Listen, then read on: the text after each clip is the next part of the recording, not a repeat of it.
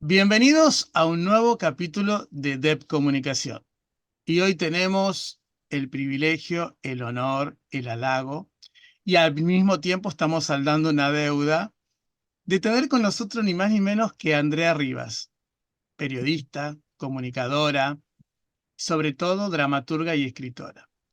Bienvenida, Andrea Rivas, bienvenida a DEP Comunicación y gracias por permitirnos entrar a tu universo desde la Ciudad de la Furia.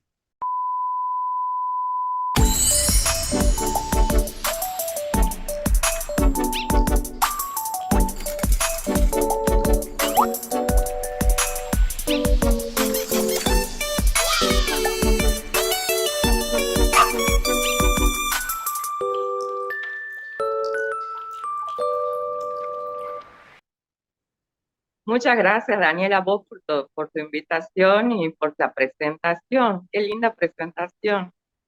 Bueno, es lo mínimo que usted se merece, ¿no? Amiga de años y compañera de la vida en el sentido de que los dos nos conocemos desde muy chicos y los dos somos unos artistas que la peleamos día a día. Bueno, pero para empezar esta entrevista, que es un encuentro o un reencuentro, quisiera empezar con una pregunta que yo siempre la hago, es la primera y que un poco busca definiciones. ¿Quién es para Andrea Rivas hoy Andrea Rivas? ¿Quién cree que fue y quién cree que será? Ay, Dios mío, qué pregunta. 23 años de psicoanálisis tengo y sigo buscando esas respuestas. ¿Quién soy ahora? Soy una sobreviviente de una guerra muda, muy en soledad, que ha sido la pandemia de coronavirus y que se ha llevado al amor y compañero de mi vida. Y obviamente esa situación me ha dejado destruida. Yo también había tenido COVID junto con él, pero bueno, él empeoró, Santiago Español. Y bueno, hoy soy una sobreviviente con todo lo que eso implica, ¿no? De haberme podido reconstruir. Bueno, esa felicidad de haberme podido reconstruir eh, y de haber vuelto a conectarme con mi ciudad natal, que he vuelto por obligación, siempre lo digo, yo nunca hubiera querido volver a vivir acá, pero en mi corazón, viste que siempre nos pasa a los que nos vamos, que tenemos como una deuda, una sensación de que le debemos algo a Aguilar. Bueno, ahora ya no, ya no la tengo. No tengo ninguna deuda, pero bueno, la he vuelto a conocer, a descubrir a esta ciudad que no se parece en nada a la ciudad que nosotros hemos dejado. eh, y bueno, a conectarme de nuevo con la gente que no me conocían. O sea, mucha gente se había olvidado de mí. Es como que acá eran dos, somos tres hermanas, bueno, eran solo dos. Yo no existía, entonces para mucha gente era una sorpresa verme, saber de mí. Y bueno, eso también ha sido una experiencia enriquecedora, conectarme de nuevo con esta ciudad, con la lógica de ahora de esta ciudad, que tiene una lógica muy particular. Y bueno, está cambiada desde lo físico, pero también desde lo simbólico, los lazos sociales son diferentes. Y bueno, ¿quién fui? Vos me conoces mejor quién fui y quién soy también, pero no sé, era absolutamente distinta, era una persona que no, de niña, eh, muy enferma, con muchas enfermedades respiratorias, con una dieta súper estricta, con una vida muy controlada por mi padre y por los médicos y por la salud. Y eso ha llevado a que yo sea una gran lectora, una gran consumidora de libros y de historias y soñadora, y porque tanto tiempo en reposo, o sea, muchas prohibiciones para jugar, porque le tenía alergia a todo, que la verdad era todo, me enfermaba. Y, y bueno, yo tengo ese recuerdo de eso, de una niña soñadora que volaba a través de las historias, como creo que nos pasa a casi todos los lectores. Y bueno, ahí podía hacer lo que acá no me dejaban hacer, digamos, en la imaginación. Y no me dejaban hacer tampoco porque bueno, mi familia, a pesar de que mi papá nos ha dado toda la libertad, o sea, ha forjado una vida para nosotras para que podamos ser libres de adultas, durante, y nos ha educado y todo para eso, pero antes de los 18 digamos, bueno, en mi caso, en el caso de mis hermanas, ha fallecido cuando ellas tenían mucho, falleció cuando yo tenía 19. Y a mí sobre todo, como que siempre no sé si será porque veía esa debilidad, quería que sea fuerte, y bueno, había cosas que las niñas no hacíamos y los niños sí. Y eso a mí, por ejemplo, treparse a un árbol, los niños no, mis primos lo podían hacer, nosotras no, y cosas así. Y bueno, por ejemplo, con Tom Sawyer, yo trepaba a árboles, subía a los barcos, bueno, ese tipo de cosas. Y así me gustaba, eh, este, el primer libro que he leído ha sido Mujercita y me gustaban esas historias, pero también me gustaban las de aventura, las de pirata, las de descubrimiento. Acá el acceso al que teníamos era la clásica biblioteca Villiquen, y a la biblioteca, que para mí ha sido un gran descubrimiento, la biblioteca de acá de Aguilar, la sobreviviente. Pero bueno, yo vivía en otro lugar, en Tucumán, y allá no me conocía nadie, y hacerme un nombre, primero recibirme, como que ha sido como una época de mucho conflicto interno. Bien, Y quería pedirte que si nos podemos sumergir un poco en en esa memoria. Y sabemos, lo sé, bueno, algunos no lo saben, que aparte sos actriz, ¿no? Entonces, pero quiero ahondar en esos inicios. ¿En qué momento de tu vida vos te das cuenta que entras al arte y por la actuación? ¿Y cómo fue ese encuentro? bueno, en principio, cuando se arma el centro cultural, yo era alumna de Mónica, ay por Dios la memoria, Mónica de Muro, pero no me acuerdo el apellido de ella y me parece una injusticia. Era la profesora de taller literario y ella estaba en la comisión organizadora del centro cultural. Entonces, nos convocó a una serie de alumnos, que, por supuesto, voluntariamente, nos Mónica, inscribimos en el taller. Mónica Lamoglia de Muro, ¿no era? Sí. Y eh, con ella es la primera vez que entré al teatro, iba desde el colegio y el profesor era Julio Oppi. Bueno, y ahí he empezado a descubrir lo que era el teatro. Yo había hecho danza hasta entonces, pero no el teatro, y para mí ha sido como maravilloso todo, pero era como que todos los días me enamoraba más del teatro, cada día, y me sigue pasando hasta ahora, como que cada día le descubro algo nuevo, algo distinto. Es, bueno, es trillado decir que es mágico, pero es como es una conexión muy especial la que tenemos los actores con el escenario cuando subimos al escenario. Y bueno, en ese momento tenía 13 años. Y después como cuando ya yo dije, esto es lo mío, así, fue cuando tenía 16, que en esa época te he conocido a vos, había un homenaje al maestro Héctor Sarafe que le hacían en Aguilares. Entonces todos los grupos de la universidad, porque había varios grupos, había grupos literarios, había grupos de ahí del centro cultural, el de teatro, le hacían homenaje, incluso había talleres de folclore o academias de folclore también que fueran por fuera. Pero un homenaje a él y hacían como un número, digamos, una, en el caso nuestro, una escena de una obra que estábamos haciendo de El Herrero y el Diablo, y yo hacía de diablo, de diabla, que lo tentaba el herrero, porque, bueno, para la gente que no la ha visto, es una obra donde el diablo se acerca a una persona muy pobre y le vende, digamos, le ofrece comprarle el alma a cambio de dinero y juventud a discreción. Y este señor acepta, que se llamaba El Viejo Miseria, pero después no paga. Y la obra transcurre en eso. Tiene un mensaje muy importante al final. Pero Bueno, yo he hecho la escena del pacto, hemos hecho la escena del pacto, y el actor era un chico de la universidad, de la carrera de teatro, que estaba haciendo como su tesis acá en Aguilares, y actuaba. Él era el viejo Miseria. Y la verdad que ha sido muy linda esa.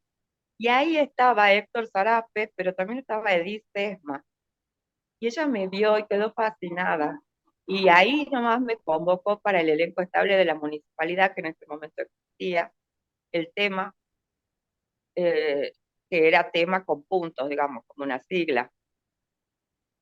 Y después, bueno, hubo unas diferencias entre Edith y el municipio de esa época, y Edith no le puso los puntos, pero le sacó los puntos, y tema como el sustantivo tema, no como la sigla. Y queda hasta el día de hoy heredado por algunos compañeros que están, lo llevan adelante, de varios grupos ahora. ¿Cómo, Y cómo fue el proceso de pasar de actuar, digamos, a sumergirte en la escritura dramática, ¿no? En la dramaturgia. ¿Cómo fue ese proceso, ese paso? Digamos, y de poco a un poco hablemos un poco de esas obras en las cuales ronda cierta rebeldía, por decirlo de alguna manera, o de denuncia de cuestiones que tienen que ver con lo femenino. sí, muy bueno, el paso a la dramaturgia ha sido como mucho tiempo desde entonces, iban muchos años, iban a pasar hasta que yo escribo un texto dramático.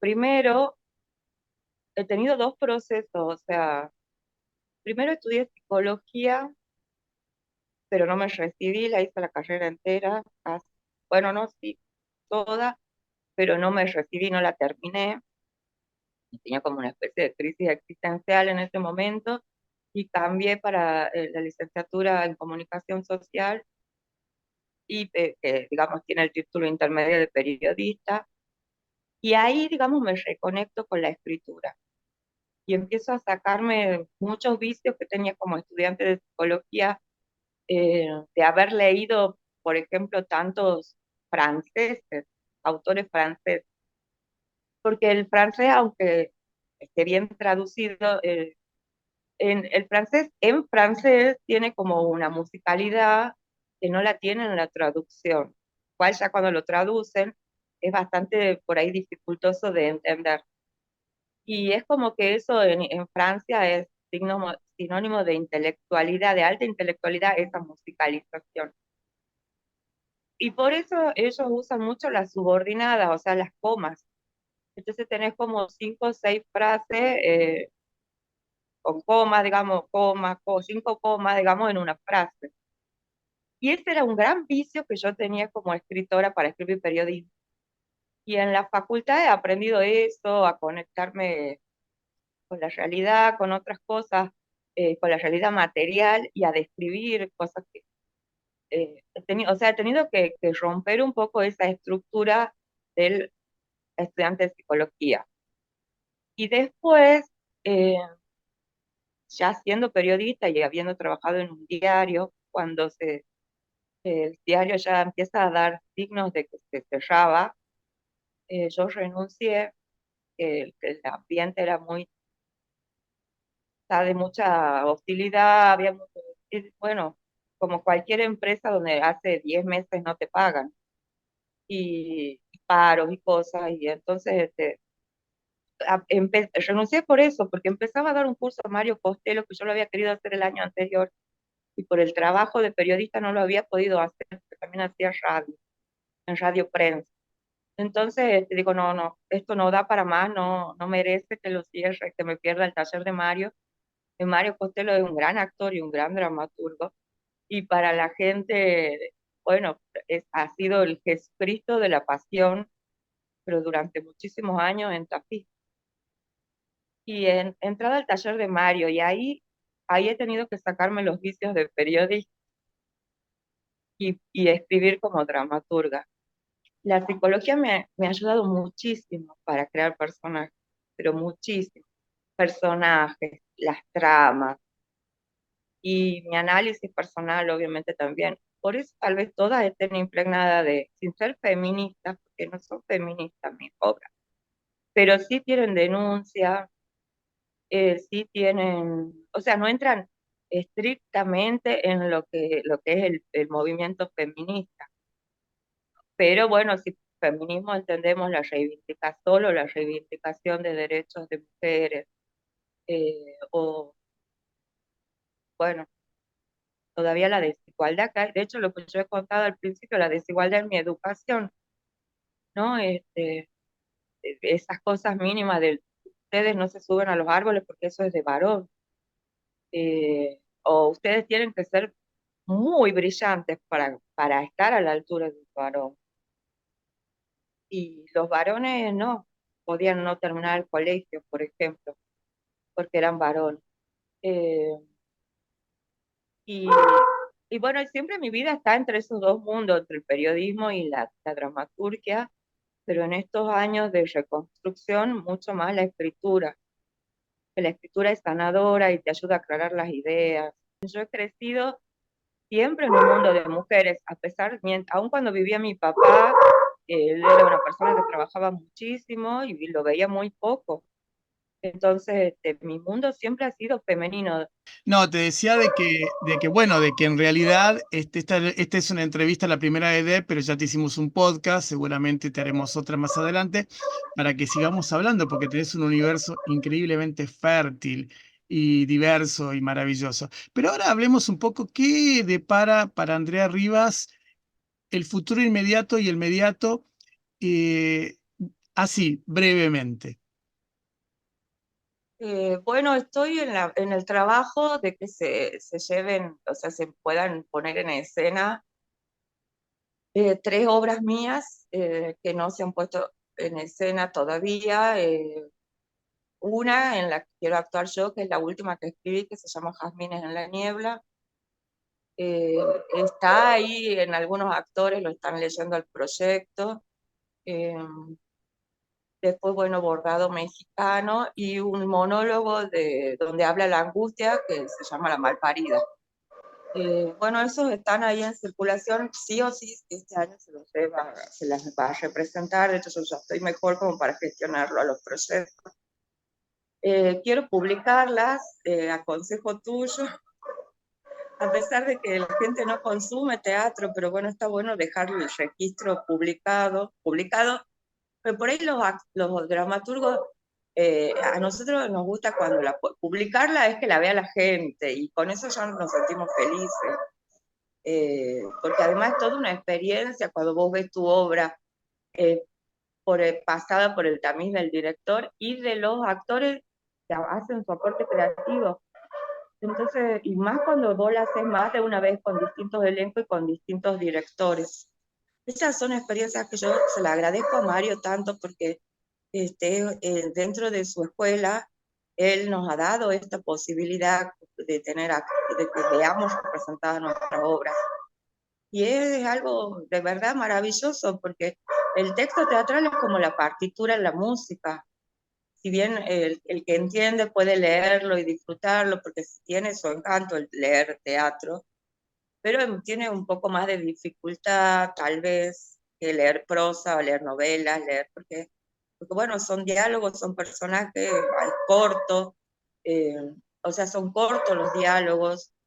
Yo generalmente no hago muchas intervenciones como dramaturga, eso siempre se lo dejo a los directores, solamente lo mínimo de didascalia, y es como que no me gusta, porque siento que eso es como más del director, ¿no? Y igual con los personajes, no hay mucha, trato de que y digamos, es una persona nerviosa que se note en el diálogo, ¿no? Y entonces, como actriz, a mí no me gustaba, por ejemplo, cuando de hecho, sí he trabajado con autores que si no le haces a rajatabla el texto o una palabrita o como ellos se lo han imaginado. Entonces, como que al final termina siendo un títere del dramaturgo y no un actor. Bueno, entonces eso que a mí no me gusta que me hagan como actriz.